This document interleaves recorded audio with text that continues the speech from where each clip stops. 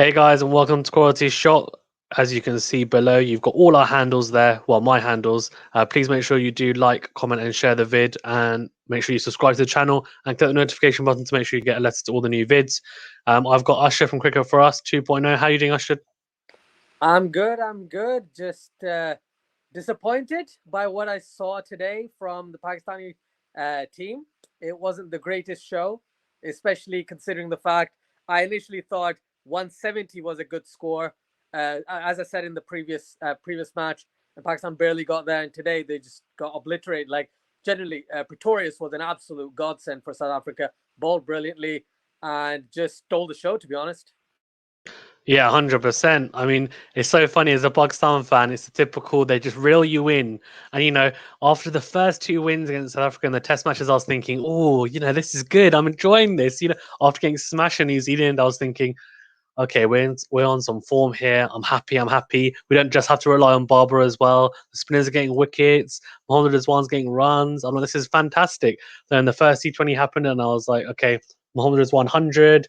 I think that's the first. He's the only second Pakistani player to score 100 in all three formats after Shazad. That was incredible. And I was thinking, okay, yeah, we won by only 3 runs, but again, we're on a good winning streak here. It's good. It's good. Let's carry on the momentum. And then today happened, and as I said, they just reel you in and they just chuck you back into the sea. And that's exactly what happened, unfortunately, today, as you said. Yeah, I mean, it's pretty much the same pitch as before, which Bob Razum alluded to after as well. I don't think it maybe gripped as much, but I think, to be honest with you, it was more the spinners didn't bowl as well. I think they picked Usman Qadir a lot better as well. But yeah, I mean, we can touch upon the Pakistan innings first. South Africa won the toss, and they elected to field. Mohammad Rizwan really for me and Faheem Ashraf, I guess. Those two, played particularly well. Mohammad Rizwan, I think, was looking to motor like he did in that 100, but unfortunately just wasn't able to. And yeah, I mean that performance from Mohammad Rizwan, I think it's 3 straight T20 50s or 50 plus scores. I think that's a record for a wicketkeeper batsman. So in T20s anyway, I think I saw. So what do you think Yeah, of him and his form? the form is brilliant. It seems like since New Zealand, we've been talking about two Pakistani batsmen, Mohammad Rizwan and Faheem Ashraf, and they keep performing. They keep performing, and no one else looks like they're anywhere close right now. Mohammad Rizwan with a beautiful 50, as you said, third 50 plus score. Previously, there's been 4 other players who have had this feat from Pakistan. Mohammad Hafiz twice, Umar Akmal, Babar Azam, and Shahid Afridi. But yeah, the way Mohammad Rizwan is batting is absolutely brilliant. And unlucky, Pretorius bowled a very good delivery. He slowed up the pace, just pitching it slightly shorter of a good length, and he just miscued it. But honestly, he's the only guy who batted well. And then at the end, Faheem Ashraf, whenever he plays well, he is lucky. Like he was dropped at the second last ball of the innings. Again, doesn't matter as much, but he hit 2 6s, hit 2 4s, and kind of propelled Pakistan to the score we got because it didn't look like Pakistan were going to get anywhere. Yeah, I mean, even if he'd been caught there, I think he would have finished on 25. He would have got out for 25, and even then, off 10 balls, still a very good little knock. But yeah, I agree with you. There's an element of luck, I feel, but he's the type of player that he's brave, and a lot of the time, fortune does favour the brave, as they say. Babar Azam, let's quickly touch upon him. I mean, we could talk about this for a very long time. He seems to have an issue with LBWs, doesn't he? I mean, out LBW 3 times to Maharaj in the Test series, and then once it was just a waft outside of stump. So if I can give him that happens. But then to get out LBW again here against Pretorius, it's a ball really that he should have played straight towards mid-on. I know he's a very good flicker of the ball, but it reminded me of, and again, when I compare it, I'm comparing this from a technical point of view. Virat Kohli, he used to have an issue with flicking on middle stump, and that's why in the Champions Trophy, if you remember, and I'm not just trying to say this to gloat as a Pakistani, but in the Champions Trophy, that's why he had issues with Mohammad Amir, and that's why he got dropped. And then the next ball did exactly the same thing. And that's just because his muscle memory was there to flick on middle stump. Babar Azam's got that similar, I guess, attitude towards it. But really, I think he either needs to get in line with the ball. He was kind of falling over. His balance wasn't there, or he just needs to play a bit straighter, kind of like Kevin Peterson-esque as an on drive. But yeah, what do you think of his lack of form at the moment? Because I said to you, if he doesn't score runs tomorrow, I think you can officially say that he's in bad form at the moment. He is in a slump. To quote Jake Peralta from Brooklyn Nine-Nine, Babar usually PMOs, as in he doesn't slump, but he is slumping like crazy, right? He hasn't done anything. That 77 was a fluke. I'm telling you, that 77 against South Africa in the test match was a fluke. He's not doing well. And he's not, as you said, LBW is an issue. But as you clearly pointed out, he's falling over, or he's just trying to flick the ball when he should be going on drive or straight ahead, or maybe even try and defend it. He's not in the right mind, and it could be the captaincy that's taking effect. Could be the captaincy, the pressure of leading the entire side, 3 different formats, all of that stuff. I don't know. I'm not happy about it. I'm very disappointed because, since I've seen Babar Azam play for Pakistan, there hasn't been a time where I've seen him not score a 50 within 7 innings, or score only 150 in 6-7 innings. So yeah, it's a little disappointing, and it doesn't help that the hitters Haider Ali, Khushal Shah, Iftikhar Ahmed do absolutely nothing. Right? What's going on? They're batting about 100 strike rate, or even less in certain scenarios. I can rant about this for ages, but let's. Okay. Long story short, Fazan, Pakistan's batsmen are doing a terrible job, and the only reason Pakistan won the first game was Mohammad Rizwan's brilliance, and the only reason Pakistan even got close to a defendable total was Pakistan scored 48 runs in the last 5, highly due to Faheem Ashraf 30 of 12. Yeah, 100%. Khushal Shah started, but even he got stuck. I mean, I just don't know what's going on. In domestic cricket, he looks like a superstar, and he goes so quickly, and in the PSL, and then he just can't perform for Pakistan. And I was saying to someone else, he just doesn't seem to be able to do it at all for Pakistan. And some players are like that, and I don't know whether it's just because it's it is a level up. I'll say PSL's in between domestic and international. But he just doesn't seem to be able to make that bridge that gap at the moment. But oh my god, Haider Ali, I mean, I'm gonna go on a very, very brief rant because look, I don't mind someone getting out one way, okay, and then the way he got out in the first T20, he flicked it straight to deep mid wicket, right, and he could have played it along the floor and just hit either side of the fielder and he would have got 4 runs. Instead, he chose to go in the air. He did exactly the same thing. Now, as a batsman, I'm sorry, he can see the fielder there, and it's either complete stupidity or it's one of 2 things. Either he's so arrogant that he thinks I'm just going to clear that guy, or he hasn't seen him, which if he hasn't, then either way is poor batting. I understand he's young, but the fact is because he's so young and so talented, and we got spoiled with him scoring a 50 on his debut, then to see him doing this in home conditions is like, what are you doing? It's just ridiculous. All he has to do is play that on the floor, either side, and he gets 4 runs. But instead, he tries to go for the big one, and unfortunately gets caught in exactly the same position, and it's just so frustrating.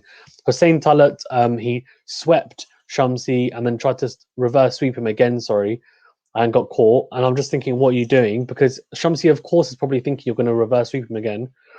Iftikhar Ahmed, don't even get me started if you know what I think about him.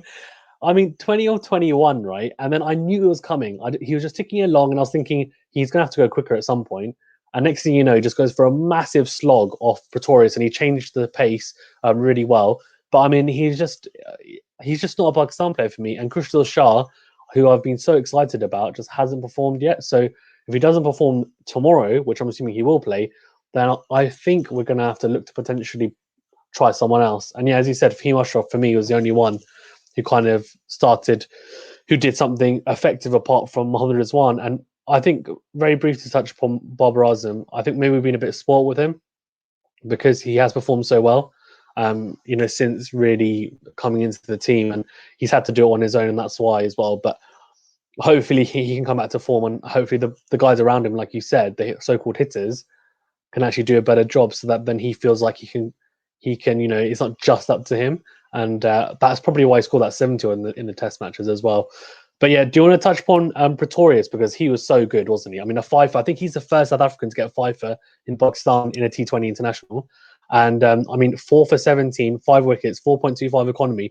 He was just incredible. And that Yorker that he bowled Mohammad Nawaz with, oh my, like off stump Yorker, it was just quality. Dude, I'll tell you what. I saw that first wicket and I was like, okay, the ball's seaming in or moving in towards Babar Azam, fair enough. And then the way he changed his pace, the way he changed his length, line, and pace all in one go to confuse the batsman, to deceive the batsman, and he nailed it almost every time. Like the benefit for Pretorius was he had someone else on the other end who was controlling the runs, which is Tabriz Shamsi. 1 for 16 in 4 overs, right? Mind blowing. The way Shamsi's been bowling is brilliant. So you have someone putting on the pressure on one end. Pretorius can come in and take wickets, right? Pretorius can come in, take wickets, and keep taking wickets because Pakistan doesn't learn. You talked about for lack of a better term, the technical deficiencies within certain players, for Pakistan right now, and it's terrible the way they've been batting. It's really disappointing, and disappointing is the only word I can actually use. So Pretorius' bowling was absolute class, man. I'm telling you, Pretorius' bowling was absolute class.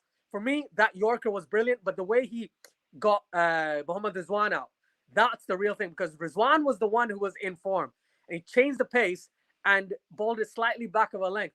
And the way that ball moved, and you could see that Rizwan was deceived, because otherwise he would have smashed that straight over long off. And his bat was a lot early on it, and it top edged straight to long off. And from that point, I was like, yeah, Pakistan isn't scoring anything big anymore. Yeah, 100%. I mean, it's a change of pace, right? And it was a masterclass in T20 bowling in these types of conditions. For a seamer, he doesn't have express pace, but he's got very good control. And as you said, he varied his pace fantastically well and deceived the batsman on a number of occasions. And it reminded me a little bit of Dwayne Bravo when he's on form a little bit. But yeah, so Yanaman Milan opened up with Hendricks. Hendricks hit 42 off 30, which was impressive. No, no really big hitting bite from Milan this time. He chopped on from Sheen Shah Afridi. It was a bit unlucky, to be honest. As a batsman, I can say if I got out like that, I'd be very disappointed. But it was a good ball. It kind of swung into him, ricocheted off his pads, and then cleaned him up. And I think it's one of those things that a little bit unlucky, but poor batting as well to a degree. But yeah, Van Biljon 42 off 32 with Hendricks. They put on a fantastic partnership. And I mean, really, those two put on what? They ended up putting on 77 until when Reza Hendricks fell. So they were going at nearly 9 and over, which kind of says it all. And then they set up the game for them, didn't they? Really. So I think Hendricks batted really well because his strike rate isn't great in T20s. It's like 119. And Van Biljon is 34. I didn't realize, but his average is 15. So these two, I think, stepped up. And then obviously David Miller and Klaasen just finished off very, very easily. So there's not too much to touch upon that really in terms of the batting. They just set up the game fantastically well. But bowling wise, Haris Rauf went for 13 and over.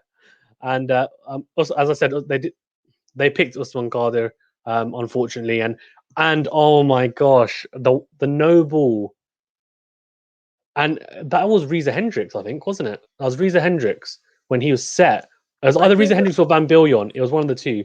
Yeah, it's one of those. Yeah, and that at that point, I mean, I'm not saying that we would have won the game, but it would have been a lot closer. So he's got to be disappointed as a leg spinner, and he ended up going for 10.75 and over. I mean, those two for me are the big. And Iftikhar Ahmed, I mean, he's just I don't rate him as a bowler at all anyway. But yeah, I mean, what do you think of Pakistan's bowling? There was one good bowler, Shaheen Afridi. In his first two overs, he went for 6 runs, took 2 wickets. He was the guy who took the initial wickets. He bowled him wicket maiden in his second over. Pakistan looked like they were in control. His first wicket maiden in T20 internationals. And then Haris Mohammad Nawaz as well, to be fair. I was going to go to Mohammad Nawaz after. But then Haris Rauf bowled an over that went for like 15 or 13 or something like that. Boundaries upon boundaries, on the legs, wide, everything. And South Africa just came back into the game. The only other bowler, as you clearly pointed out, Mohammad Nawaz, he restricted the runs, eventually got a reward, got the wicket, caught and bowled, I think it was, at the end of it. But barring that, yeah, everyone else, looked not bad, but they just weren't bowling well. And Usman Qadir, do you remember the shot that Hendricks hit? Like the third ball Usman Qadir bowled, he hit him for 6, right? Straight over mid wicket or long on or something, right? And I was like, yeah, Hendricks has picked him. Even if he hasn't, he knew he can dispatch this for 6. So yeah, that was an absolute shocker. Usman Qadir, Haris Rauf, terrible. Faheem Ashraf didn't bowl much, and I don't know why Iftikhar Ahmed did. So, we both shared the same feelings with regards to certain individuals, Iftikhar Ahmed. But yeah. but I'd love to have you on for an interview. No, I'm joking. But yeah, Usman Qadir, yeah, I think they picked him, right? And intelligent players they've got tape on him now. So they'll just sit down and look and look and look and watch and watch and watch. And so he either that or maybe he didn't bowl as well. We'll see, I guess, tomorrow because he'll definitely play. So it's interesting to see how he does. But Horace Rolfe, if he doesn't get a 5 for tomorrow, surely we have to look to drop him. Hasnain has to come back in because he's been playing well. And if Hasnain has a good PSL, then surely you have to play him. I think Hasnain will probably play tomorrow. That's my feeling. I think Hasnain's going to play, Shaheen's going to play, and maybe Pakistan go with Haris Rauf as well to see how that dichotomy works, and maybe go absolutely wild and drop someone like, Mohammad Nawaz. I don't see it. I'm just thinking carnage. Yeah, but I'm thinking potentially Pakistan could try out the 3 seamers because Mohammad Hasnain, every chance he gets, he bowls well. I'm not a huge fan, but I've seen him since the Cricket World 50 over World Cup. He's improved. You don't like his action, isn't it? Pardon? You don't like his action, isn't it? Oh no, Hasnain's action is fine. I don't mind his action. It's more of the, initially I saw him burst on the scene and then I saw him in the World Cup and I was like, he's nothing special. I don't know why they were making a big deal out of it. But the way he's improved domestically, everything. Yes. He's the only player, like Shaheen Afridi, Naseem Shah, Haris Rauf, Musa, whatever, right? Hasnain's the only pace bowler I've seen improve over the course of the last couple of years for Pakistan. Even Shaheen, I think he's plateaued now. Oh, really? I think he's improved. No, I think I think he's definitely improved over the last 2 years. Maybe he hasn't improved in the last 6 months. I would say. That's what I was. Yeah, sorry. That's what I meant. In the last 6 months, Shaheen Afridi's been fairly plateaued. Haris Rauf, let's not even go there. This video is going to get really long if we talk about Haris Rauf. Sorry. No, it's all right. It's fine. It's fine. I agree with you, and I think it'll be interesting to see tomorrow. And honestly, if we lose tomorrow, there will be a massive rant because this is not South Africa's strongest side, and I don't mind. I mean, I said 3-0 prediction. I think you said 2-1 to Pakistan. But look, if we don't win at home a T20 series against a weakened South Africa side, then I'm sorry, there's something wrong with our T20 side. We lost the weakened Sri Lankan side, Fazan. Yeah, but look, that's fine. But that's a flash in the pan, so we can't do it twice. That's my point. Pakistan's supposed to be up and down, not down, down. That's my point. It's a roller coaster, right? The roller coaster it's not never ending. But yeah, no, we'll see. But yeah, it was a good match from a neutral point of view. I guess it was a decent match. Although South Africa really took it away from us in the second innings. But yeah, as I said, Shamsi bowled really well, I thought as well. He looks really impressive, actually. I'm looking forward to seeing him in the T20 World Cup. I think he's going to do bits as well. And his energy is great as well. His energy is great. He's like a left arm Imran Tahir in terms of energy. Like yeah, he is. Yeah, he is. Ashraf, before we wrap up, anything you want to touch on? Pakistan need to make at least a couple of changes for tomorrow's game. Let's try someone out. Let's try Danish Aziz out. Let's try Hasnain out. Let's, drop Iftikhar, drop Khushtil, and bring in Danish Aziz. Even though I'm not a fan of Asif Ali, why not just give him a chance, right? Let's see how he goes. Again, he might fail and do what he always does. But what's the harm, right? What's the harm? Let's see if we get some new blood from the squad. They selected 20 people. Why not let some other people actually have a go? Because Pakistan shouldn't do any worse than they already have today, should they? Yeah, no, I agree. Danish Aziz, I'd like to see. I'd like him to come in for Iftikhar Ahmed, but I think more likely, as you said, Asif Ali, because they'll see him as a like for like. But we'll see how it goes. Hasnain, I'd like to see as well. But yeah, thank you very much, Ashraf, for joining, as always. And guys, make sure you do check out Ashraf's channel, Cricket4Us 2.0, if you haven't already, which I'm sure you have. And if you haven't, make sure you subscribe and you like, comment, and share all his vids. And you can check there's a shared playlist on Ashraf's channel and my channel, which has all the videos that we're in together. So I'll put this video on there as well. So check it out if you enjoyed this one as well. Okay, thank you very much, guys. Have a fantastic weekend, and I'll see you guys in the next video. Thank you very much.